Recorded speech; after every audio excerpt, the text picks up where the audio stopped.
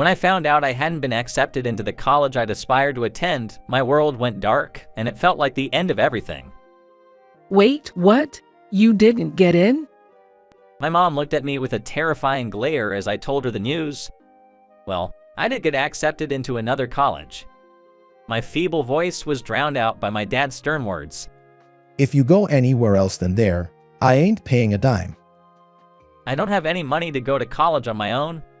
Never got an allowance, didn't do any part-time jobs, and instead studied diligently at home, aiming for my first choice. So what he's saying is, do not go to college. Man, all that nerdy studying and you still failed. Pathetic. My younger brother, Kevin, laughed mockingly at me. I lived with my dad, who ran a business, my stay-at-home mom, and Kevin, 3 years my junior. I've always been quiet and not good at expressing my feelings. On the other hand, Kevin was straightforward, good at being spoiled, and so adept at getting by that even his whims were tolerated. I don't believe all kids are cherished equally by their parents. Honestly, Jake is so reserved and not endearing. Yeah, but Kevin, he's always smiling and cute. Parents are human after all. There probably are kids they find endearing and others not so much. Kids like me, lacking in charm, are pushed away, while the more affectionate ones, like Kevin, are doted upon. Despite being the older brother, only Kevin got new clothes, shoes, candies, and toys, while I was given hand-me-downs from neighbors. Still, I was starved for my parents' love. I devoted myself to studying for college entrance exams, hoping that if I got into a prestigious school, they might finally accept me. I had even been told by my teachers that I was almost certain to get in. But on the day of the exams, the pressure got to me and I fell ill. I forced myself to go to the exam venue, but I couldn't even complete half of the test. I deciphered the underlying meaning of my parents' words that they won't pay for my college, it's time for me to leave this house. And so, after high school, I left home. I'm leaving. As I muttered this and left, not a single family member was there to see me off. I didn't have much money on me. I got on a train without any destination in mind and headed, for some reason, towards the coast. I got off at a station overlooking the sea, and as I aimlessly stared at it, my stomach grumbled. I thought I should eat something, but the feeling of utter hopelessness only grew stronger. I lay down on the beach, curling up. No one would grieve if I die now. Not Dad, Mom, or even Kevin. But then, my body was shaken by someone. Hey, are you okay? I opened my eyes to find a girl about middle school age looking at me with concern. I'm sorry, I'm okay. I sat up, and the growl of my empty stomach made me blush. Did you run away from home? Before I could think of a response, she took my hand. We run a hotel. Come eat something, then you can tell me what happened. I was led to a hotel called Seaside Inn. Mom, this guy was passed out at the beach. Please, give him something to eat. The girl called out to an elegant woman in a dress, who frowned. Here, dear, call me Mrs. Collins here. Hungry, are you? Come on over. It's just our staff meal, but if you like to. She served me a bowl full of fresh seafood. Oh, thank you for preparing the meal for me. I was so captivated by the deliciousness that I eagerly ate with my fork. So, why were you lying on the beach? Mrs. Collins asked, and I explained how I ended up here. I was on the brink of despair, thinking I'd have to live on my own from now on. Your daughter brought me here, and you treated me to such a wonderful meal. It made me realize that life is not all bad, and that I should keep pushing forward. Thank you. I expressed my gratitude many times. Mrs. Collins placed her hands on my shoulders. Hey, how about you working here for us? Also, you can live here. Hearing this, her daughter brightened up instantly. Why not? Touched by the warmth of the two, tears welled up in my eyes. Thank you. I look forward to working with you. From that day, I was given a room in the hotel to live in and began working behind the scenes. My tasks included cleaning guest rooms, hallways, bathrooms, making beds, and other essential tasks that guests wouldn't necessarily see but were crucial. It was hard at first, but Mrs. Collins and the other employees treated me warmly like I was family. The owner chef, who is Mrs. Collins' husband, always made sure I had a hearty meal, saying, "You are still growing, so eat up." Despite his intimidating appearance like a gangster, he was caring and kind-hearted. Mrs. Collins' daughter, named Sarah, often came to the common room of the dormitory after I finished work. I'd help her with homework or we'd play video games together. You seem more relaxed now compared to when you first came. Mrs. Collins remarked one day. Looking in the mirror later, I felt she was right. It was all thanks to the kind-hearted people at the hotel. Wanting to give them back, I became even more dedicated to my job. After a few years, I was assigned to work at the front desk. I never thought I could handle interacting with guests, but now I can naturally serve them with a smile. I've been assigned front desk duties. I immediately texted Sarah. She had gone to New York for college to learn about business management for the hotel's future. With Sarah planning to take over Seaside, I was determined to support the hotel wholeheartedly. After graduating, Sarah returned and began working as the young manager. I want to liven up Seaside even further. Jake, I need your help. She begged me to discuss how to attract more guests to the hotel. We need to put forth the best of what the hotel has to offer without changing the current facilities. The specialty of Seaside Inn is, of course, the mouth-watering dishes prepared by the owner-chef.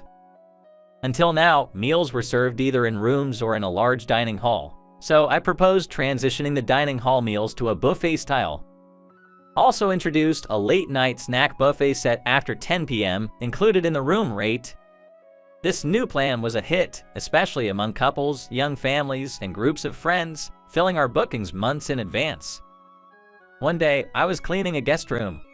A back-of-house staff member had fallen ill, and we were short on hands, so I decided to help out. I have learned to do various jobs in the hotel, as I proactively offer help wherever it is needed, whether it's the back-of-house team, maids, or the kitchen when we are short-staffed. As I was changing the bed linens, I overheard Mrs. Collins' voice from the corridor. Your room is right this way. She was guiding guests. I glanced up to see the guests she was leading, and I was stunned. It was my parents and younger brother. Beside my brother stood a beautiful woman. Never thought I'd see you here. He sneered, looking at me with disdain. You can't do anything but clean at your age.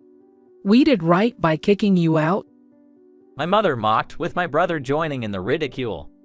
Haha, it's so pathetic. I've taken over my dad's business and married the daughter of a renowned businessman. Quite a contrast to you, isn't it? I clenched my fists tightly. I take pride in my job here. Behind-the-scenes work is essential for a hotel. There's nothing to be ashamed of. These words were not only for myself, but also for everyone at the hotel who had been taking care of me. Suddenly, Mrs. Collins swiftly turned on her heel. I'm sorry, I mistakenly showed you the wrong place. Please follow me this way.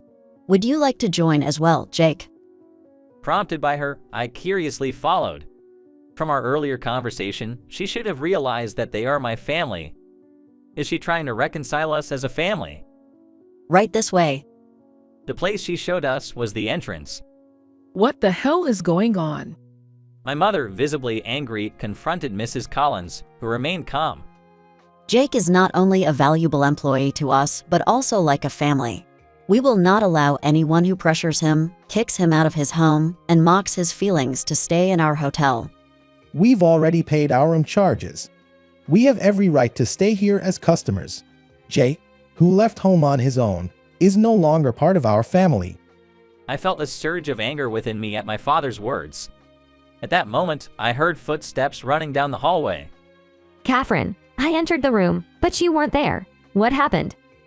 It was Sarah, the junior landlady. Then, the woman standing next to my younger brother turned to Sarah. I was so shocked too. Who would have thought that Kevin, my fiancé, and his parents were the family who abandoned Jake? Sarah and Catherine had been college friends. Sarah had often talked about me to Catherine during their college days. It was Catherine's idea to stay at the hotel today. Catherine firmly addressed Kevin. I'm breaking off our engagement. I've heard from Sarah about how wonderful a person Jake is. After hearing those harsh words earlier, I understand how poorly your family treated him. I'll report this to my father. Kevin's face turned pale, and he was at a loss for words. My parents desperately pleaded with her. Wait, please, Catherine. If we don't get financial assistance from your father, our company will go bankrupt. Let's calm down. I think there's been some misunderstanding. Let's talk it out, okay? Kevin, his face flushed, yelled at me.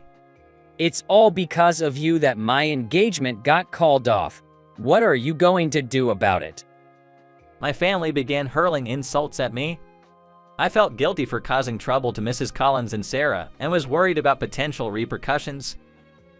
Get out. A deep, forceful voice rang out from behind. Turning around, I saw the owner chef, Mr. Bob, glaring menacingly, holding a chef's knife. If you harm this hotel or Jake, you'll pay the price. Those words made the three of them gulp, and they hastily left the entrance. Only Catherine stayed behind at the hotel. As planned, she stayed the night after informing her father about the broken engagement and the reasons for it, and enjoyed spending time with her old college friend. Later on, I heard that my father's company went bankrupt since it didn't get any financial assistance from Catherine's father. Kevin, not wanting to bear the debt, left the house. After a while, the hotel received a phone call. Is Jake Smith working there? Recognizing the voice, I knew immediately it was my mother. I'm sorry, but Jake Smith doesn't work here. It wasn't a lie when I said that. After all, after marrying Sarah, I took her surname and became Jake Collins. I had already completed the procedures to disclaim any inheritance from my parents. Although I thought she'd recognize my voice immediately, my mother continued to appeal, seemingly oblivious. Our family has been ruined because of him. He needs to take responsibility and pay off our debt. He's there, isn't he? Put him on the phone. I could sense the intense hatred directed towards me through the phone. At that moment, Sarah took my phone. His family is right here, not someone like you. Never call us again. She sharply rebuked and hung up the call. Then she cheekily stuck out her tongue. I'm sorry, I acted on my own. I smiled and shook my head slightly. Why apologize? It was the truth, right? She cried for me and then hugged me tightly. Yes, my precious family was right here. 7 years have passed since then. Welcome. Being warmly greeted by Mrs. Collins and her young assistant, the visitor turned out to be Catherine, my younger brother's former fiancée. She came to visit the hotel with her husband and 5-year-old son, Brandon. Brandon, let's play. My daughter, Lily, ran up to him, and the two of them, hand in hand, went inside the hotel. You can take the day off since you have friends over today. Sarah nodded with a big smile when Mrs. Collins told her this. I'm sure tonight Mr. Bob will serve a sumptuous dinner with all his heart. With that thought, I smiled, cherishing my happiness for the day.